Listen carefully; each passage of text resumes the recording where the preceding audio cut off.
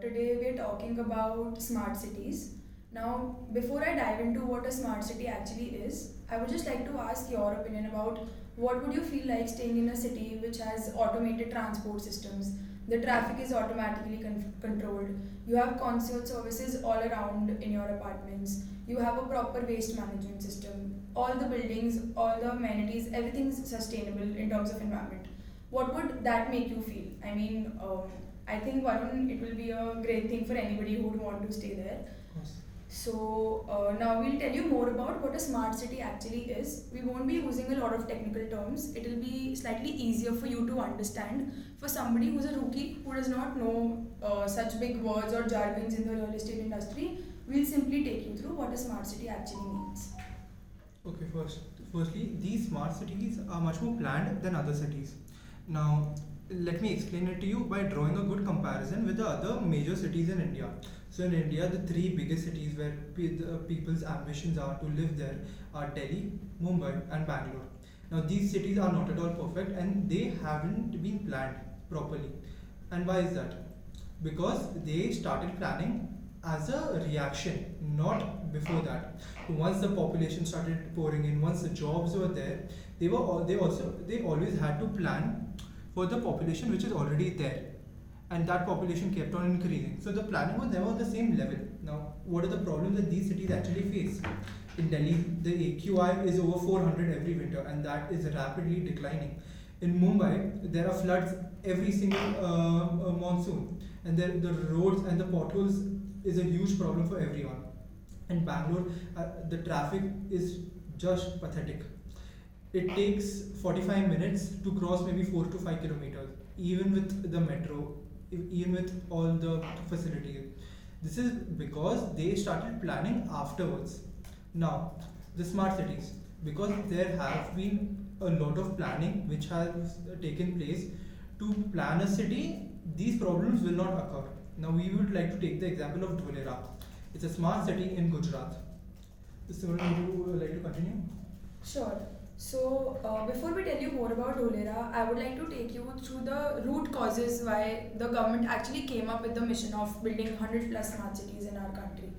Now, firstly, the smart cities are always built on a greenfield project. It can never be on a brownfield project because everything has to be done from scratch.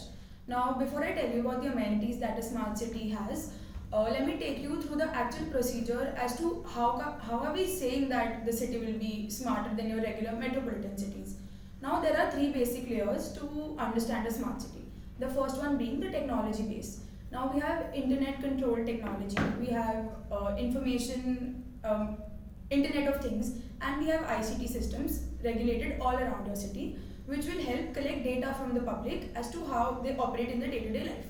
Now, we've collected a lot of data, but we also need a system that analyzes the data and comes up with results which makes your day to day operations more effective, more efficient. That is the entire point of a smart city. Talking about the last layer, which is the adoption layer. Now, you have done your part of the technology, but the people who are actually living there, the citizens of that smart city, need to be able to understand as to how is the functioning supposed to be done. Now I'll take you through the very basic amenities that are a bare minimum in a smart city. Your waste management is supremely controlled. There are actual sensor based systems installed in the apartments of every project, wherein when a certain level of weight has been dumped into that waste area, the concerned people actually come and collect that waste. So you do not have any infests breeding over that waste. Now, talking about the environment. The entire mission is about making it a very sustainable project. You ask me how we do it. It is through things like sensor based lights and other appliances installed, wherein the lights are automatically dimmed or shut off when there are no movement in those areas. So there is lesser wastage of electricity. The water is very efficient, obviously, because rainwater harvesting, at this point, everybody has been using it like a broken record. And also, solar energy is a very key element of smart city missions. Now, we'll speak more about Dholera. Do you have any inputs for that? Yes, I'd like to add on the renewable energy and why cities like Dholera will be sustainable for a very long time. They will be Tata is handling 1700 watts of solar energy. They will be having 5,000 watts of energy, which will be developed through solar energy. Now it takes around 4,500 watts to power a city like Bangalore. Now of course, because this will be a manufacturing city, they will need more energy. But you can see the amount of energy they are producing through renewable sources. Now not only that, they also have the facility that in the future they can generate 35,000 watts of energy. Now this will be used to probably sell energy to other cities and probably use that energy to power other cities in Gujarat. They will also be using tidal energy at the Gulf of Khambat. Now, when you look at the map of RERA, the area near the coastal areas will not be developed. You might be thinking that why are they not being developed? A lot of infrastructure can be made there. They are done so that the city can be sustainable. If you develop a lot of land near the sea, then that is not good for the future. There are mangroves, there are other trees which will make sure that if a cyclone ever hits that area, the city will not be flooded. As you can see, in other cities, some other businessmen will probably buy that land, cut down the trees, and that is not good for the city in the long term. So these are the renewable energies which are being there, which will make it more sustainable.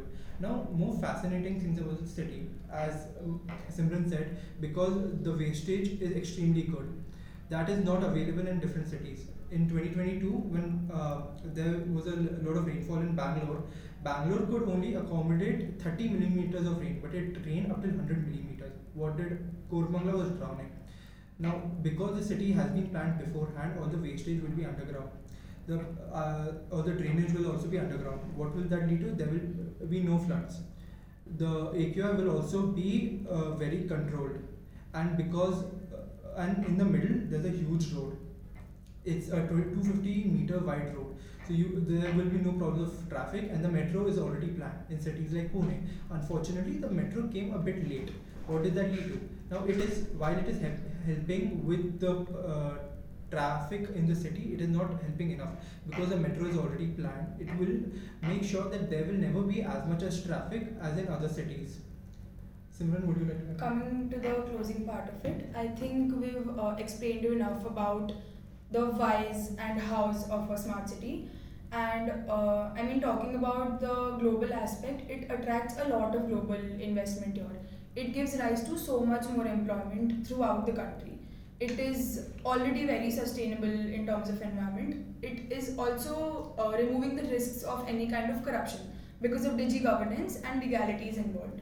And I think every Indian citizen would want a city which focuses on knowledge, well-being, innovation, startup culture, and so much more, supporting our GDP. So, me and Varun are definitely convinced as to our next real estate investment has to be in a smart city, and I think we've convinced you enough to do that.